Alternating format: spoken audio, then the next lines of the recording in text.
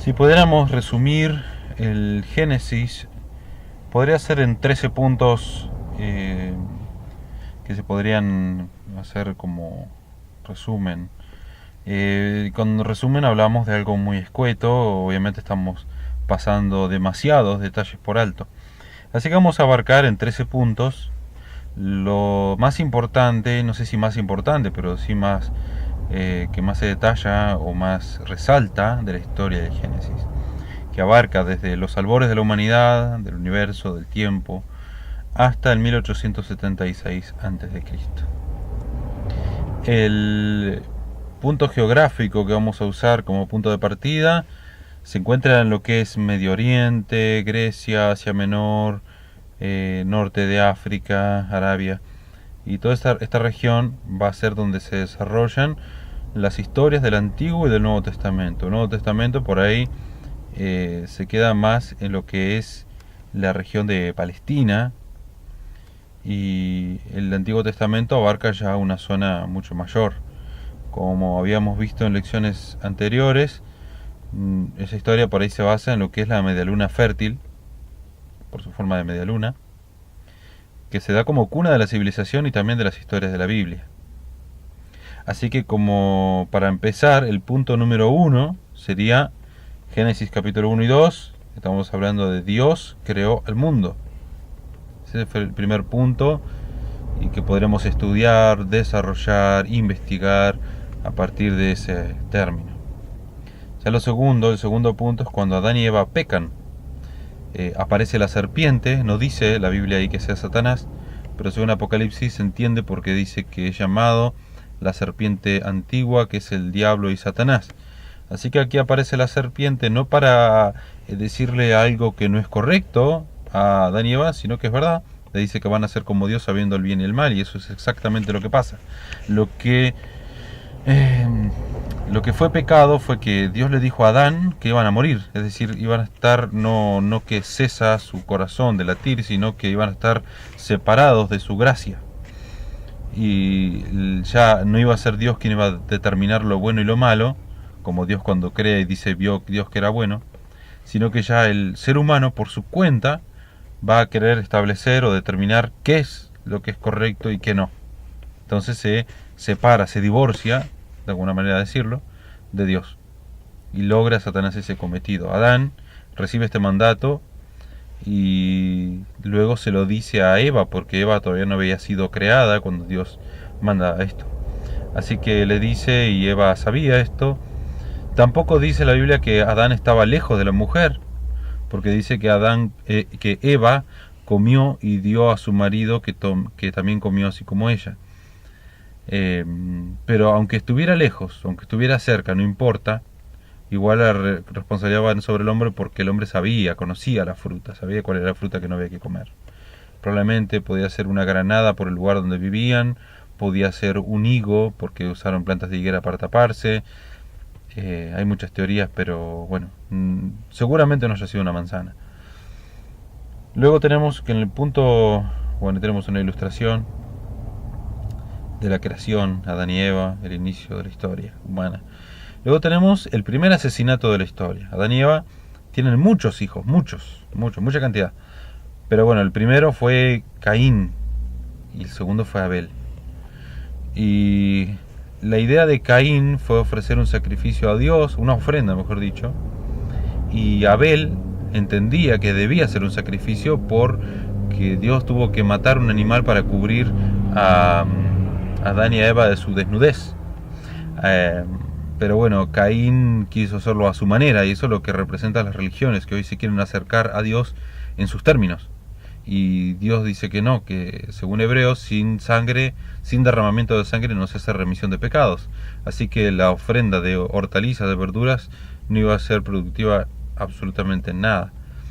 Por eso Dios se agrada de la ofrenda de Abel y no de la de Caín, no solamente porque Abel había dado lo mejor, a diferencia de Caín, sino que además había dado lo correcto. Así que bueno, Caín mata a Abel, el primer asesinato de la tierra, y la sangre de Abel desde la tierra clama por justicia a Dios.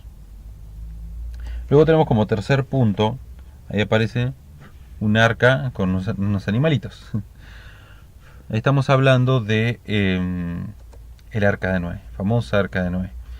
Dios ve que el Espíritu de Dios contiende con el ser humano y ya no va a seguir contendiendo porque el hombre prosigue en su obstinación de seguir pecando, y pecados muy graves en contra de Dios. Y no solamente se habían corrompido moralmente, sino también genéticamente.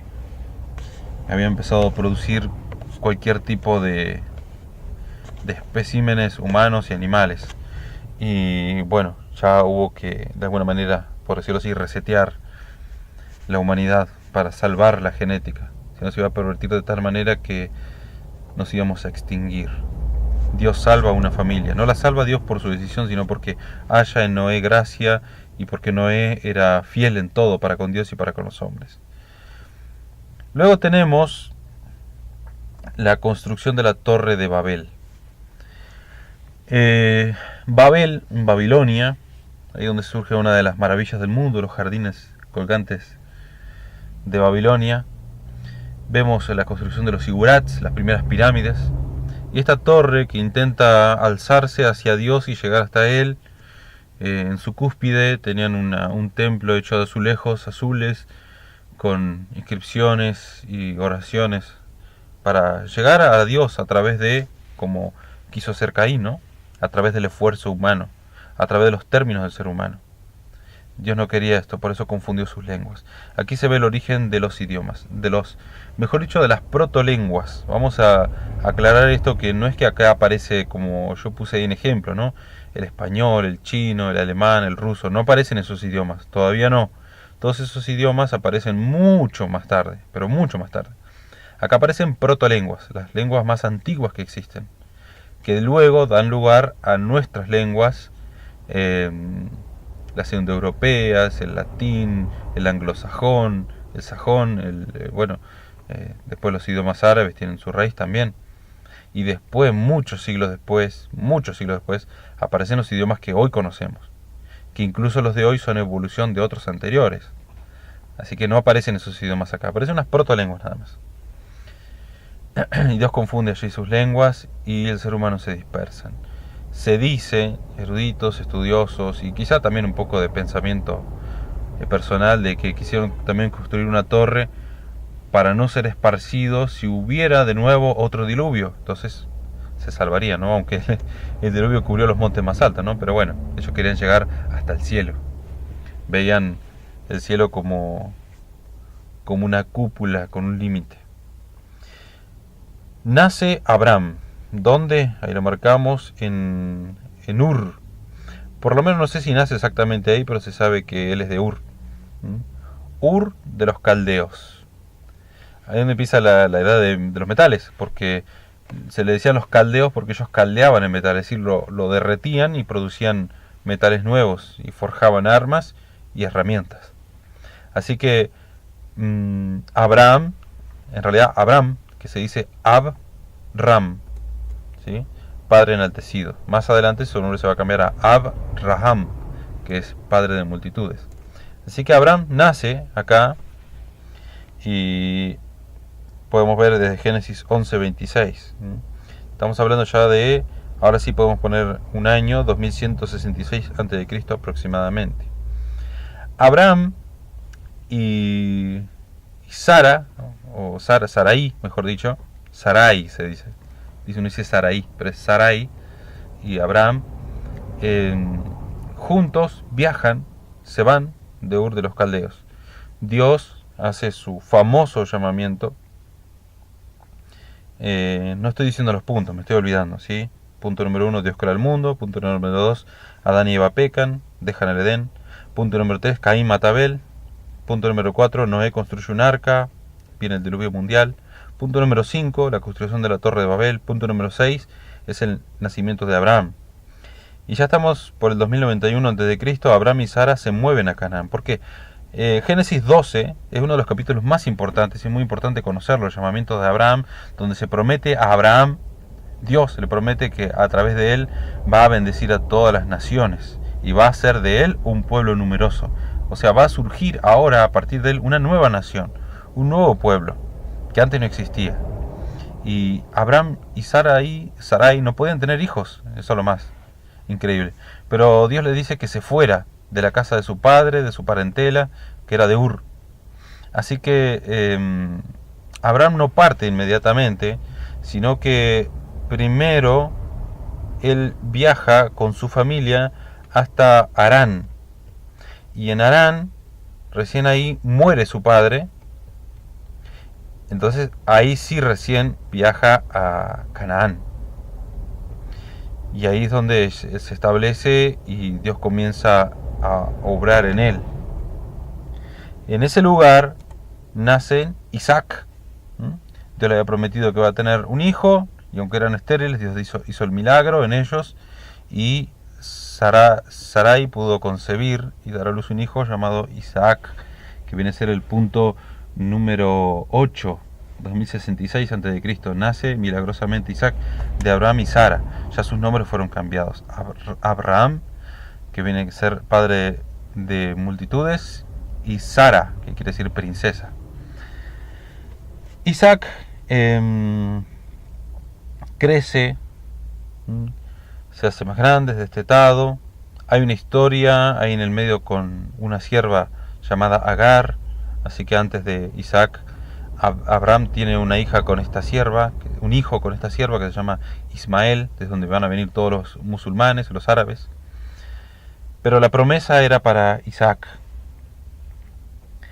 Así que Isaac nace, crece, se hace mayor, se hace adulto, se hace muy adulto, al punto de que él no se casaba. Así que al estar en una tierra que no era de su pueblo, de su gente, Abraham le pide a su siervo, Eliezer, que vaya a buscar esposa para Isaac. Busca esposa para Isaac, la encuentra y la trae, que es Raquel. Es Rebeca, perdón. Trae a Rebeca. Rebeca se casa con Isaac y tienen dos hijos, ¿sí? Dos hijos que van a ser Jacob y Esaú, que son mellizos, gemelos. Mellizos porque eran distintos, o gemelos fraternos se dice. Jacob era lampiño y Esaú era bien peludito. Y Jacob era mucho de andar en la casa con la mamá, y Esaú era de andar en el campo, de andar afuera, vienen cazando y recolectando. Y Isaac es padre de ellos, pero cuando crecen, cuando se hacen mayores, Isaac tiene que hacer una bendición sobre ellos dos, sobre ellos, o sea, sobre el mayor. Pero Esaú se fue al campo y Jacob aprovecha, con ayuda de su madre, lo engañan a Isaac, y Jacob recibe la promesa de la bendición, mejor dicho, de Isaac. Así que ahí se cumple el punto número 9. Los mellizos Jacob y Esaú nacen de Isaac y Rebeca. En el punto número 10 vemos que Jacob tiene que huir y se va hasta Harán, y ahí tiene 12 hijos y una hija. Y esos 12 hijos y una hija nacieron de su esposa Raquel. Ahí hubo otro conflicto con su suegro, Labán. Jacob trabaja para Labán 7 años por Raquel, pero Labán le da a su hija mayor, que es Lea. Así que para poder tener a Raquel tiene que trabajar otros 7 años más. Así que 14 años trabajó para poder casarse con Raquel. Así que con Raquel, con Lea, con Silpa y Bila, que son las dos siervas, estas 4 mujeres, él tiene hijos, y tiene 12 hijos y una hija, que fue todo un tema con esa hija. Fue a pasear por ahí, y por andar paseando donde no debía, le pasó algo terrible. Y sus hermanos reaccionaron mal, todo salió mal. Pero uno de esos hijos fue José. Ahí es donde se centra la historia. En el punto número 10, 1915 a.C., José nace de Raquel, el hijo número 11 de los hijos, porque después nace Benjamín, es el más chiquitito. Y Raquel solamente le da a José y a Raquel, ella también era estéril, y le da a José y a Benjamín de hijos. Y José era como el niño especial, era el niño mimado. Entonces le habían hecho una túnica de colores, lo tenían como más cuidadito. Entonces él va a visitar a sus hermanos, él los va a ver qué están haciendo porque los envía su padre, y sus hermanos aprovechan con la bronca que les tenía porque él tenía sueños, José, de que él iba a gobernar sobre sus hermanos y aún sobre sus padres, y no le gustaba para nada, así que lo venden a Egipto. Génesis 37, en el punto número 11, ya estábamos, 1898 a.C. Así que lo venden y va a Egipto, donde por su testimonio de vida pasa a ser el segundo al mando de Faraón. ¿Mm? Y pasa a gobernar toda la tierra de Egipto. Así que este es el punto número 12, 1885 a.C., José, nombrado segundo al mando en Egipto por causa de sus sueños, su testimonio de vida, cómo él permaneció y aprendió a someterse a Dios en todo, y aprender el objetivo que tiene Dios, aún con toda esa crisis, con toda esa historia. Llega un momento de crisis en toda la tierra, pero José, como había sido un buen administrador de la tierra de Egipto, era el único lugar donde no había crisis, donde no había hambre, donde no había necesidad. Hubo hambruna, 7 años de hambruna en toda la tierra, pero José 7 años estuvo almacenando y guardando. Así que de toda la tierra vienen a Egipto a presentarse delante de José, incluido obviamente todos los hermanos de José, su hermana, su padre, toda la familia y toda la gente, los animales, las vacas, todos se ven en Egipto. Y lo tenemos en el punto número 13. La familia de Jacob se muda a Egipto, sus descendientes se asientan en Gosén. Gosén es una de las tierras de Egipto, ¿sí? En Génesis 46. Así que así es como termina Génesis, con todos ahí, en Gosén. Ese sería como un resumen de los 13 puntos que se puede resumir en Génesis.